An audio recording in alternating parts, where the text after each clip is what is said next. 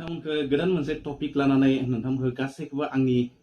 YouTube चेनेलाव बरायबाय लोगोसे गोदान टपिकआ जादों नोंथांमोना जुदि शिलं एबा मेघालय स्टेटआव नोंथांमोना जुदि थांनो लुबैदोंबा आरो नोंथांमोना जुदि थांबाय थायोब्ला नोंथांमोना जुदि मेघालय जार्नि खालामो ट्रेभेलिं खालामो बा नोंथांमोना बेरायनो थाङोब्ला नोंथांमोना दानिफ्राय एबा दिनैनिफ्राय 1 नभेम्बर 2019 मायथाइनिफ्राय नोंथाङा पारमिट एबा रेजिस्ट्रेशन खालामनांगोन नोंथाङा अनलाइनाव बेनि उनावसो नोंथाङा मेघालयआव थानो मोनगोन नोंथाङा जेब्ला मेघालय थांगोन 24 घन्टा जेब्ला नोंथाङा थागोन अब्ला मेघालयनि जायखिजाया जायगा शिलं सेरापुन्जी दाउकी बायदि बायदि जायगायाव नोंथांमोना जेब्ला गिदिंनो थाङोब्ला नोंथाङा 12 घन्टानि सायाव नोंथाङा थानो मोननाय नङा जुदि नोंथाङा थायोब्ला नोंथाङा बेनि थाखाय मेघालय गभर्नमेन्टनिफ्राय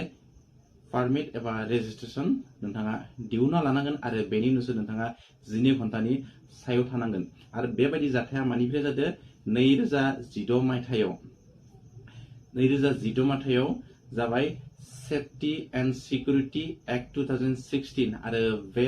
रादायखौ होनाय जादोंमोन मेघालय गभर्नमेन्टआ मानोना बे समाव आसामनि जेब्ला एनआरसि सुबुंफोरा आसामाथ' मेघालयनि खाथियावनो बेनिखायनो बिथांमोना एनआरसियाव जायनि मुवा गैया बिथांमोना फैनोबो हागौ बे मेघालय स्टेटआव थानो बेनिखायनो बे समाव मेघालयनि रेसिडेन्ट जायफोर सुबुं बिथांमोननि सेफ्टि आरो सिकिउरिटिनि थाखाय बे रायखौ बानायदोंमोन एबा आयेनखौ बानायदोंमोन दिनै बे आयेनखौ 2019 मायथाइनि 1 नभेम्बर खालारनिफ्राय मेघालय स्टेटआ लगायबाय एबा रायखौ मोनदांथि होबाय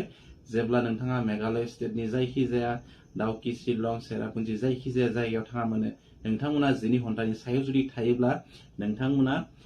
पारमिट एबा रेजिस्ट्रेशन खालामनांगोन सरकारनि गेजेरजों एबा अनलाइननि गेजेरजों सरकारनिफ्राय आरो नोंथांमोना बेखौ जुदि खालामाबा नोंथांमोना जुदि 12 घन्टानि सायाव थायोबा जानो हागौ भारतनि आयेन बायदियै 176/177 आयेननि गेजेरजों नोंथाङा जोबथेसालियाव एबा नोंथाङा मानदण्ड होनोबो गोनां जानो हागौ अब्ला दिनैनि भिडिअआ एसेनोसैमोन नोंथांमोना भिडिअखौ नायनानै माबायदि मोनखो कमेन्ट बक्सआव लिरनो दाबाव लोगोसे नोंथांमोना गोदाननि भिडिअ चेनेलखौ साबस्क्राइब खालामना दोन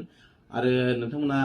बेल आइकनखौ बुनानै अल अप्शनाव सिलेक्ट खालामना दोनबानो जाबाय जेन नोंथांमोना आं जेब्ला भिडिअ आपल'ड खालामो अब्ला नोंथांमोना बयनिसिमबो सिगांसिनै आंनि भिडिअनि नटिफिकेशनखौ मोनो अब्ला नेक्स्ट भिडिअ मोनसे गोदान मोनसे बेलेग टपिक लानानै नोंथांमोननि गेजेराव आं फैफिनगोन अब्ला दिनै एसेनो नोंथांमोननि गेजेरनिफ्राय आं